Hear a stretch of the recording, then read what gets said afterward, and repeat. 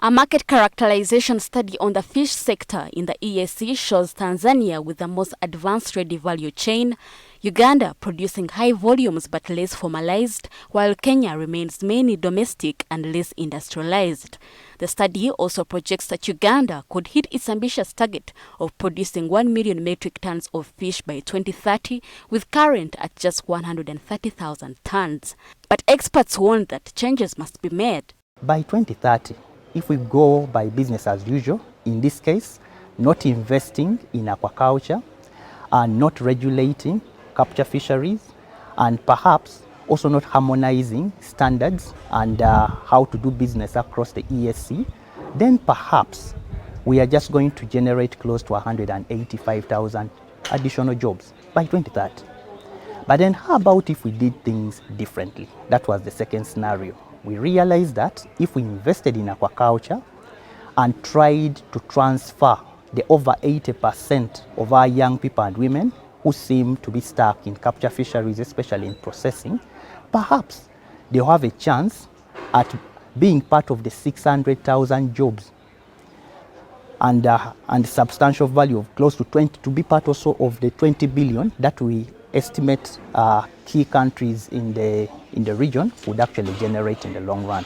Post-harvest losses and the dominance of the informal sector continue to lower the value of fish. Fortunately for other EAC countries like Tanzania and Kenya are trying to work on post-harvest losses. In particular in Tanzania, you'll be interested to know that they are restricting tilapia to domestic consumption and then want to export high-value Nile perch through Entebbe in Uganda, and then their daga mukeni is actually also value-added, and it actually attracts slightly more value as they're exporting it to the DRC. The other segment, which is being low value, where they're adding sand, it's interesting that they're trying to curb that situation in their country. And that's not what Uganda is doing. For us at our landing sites, people do whatever they want. They add in sand.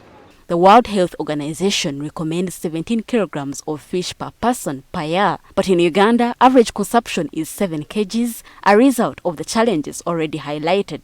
The ministry says they are aware and working on them. The feed and the seed, for us to be competitive and produce a lot from aquaculture. And for the issue of the feed, I'm thinking that we are partly addressing, because we have two big international companies. The Hughes now has built, they've entered a kind of an agreement with government. We've given them facility in Jinja, the land, and they have built a massive factory. And that we do not have enough money. We are not rich, as a rich country as we would want to be. So most of our research is hinge on donor funding. Like now, the Climate Smart project that I'm talking about is funded by the World Bank. To transform the sector, a systems approach combining capacity building, innovation, finance, and policy harmonization has been recommended. Rowan Habwe, NTV Business.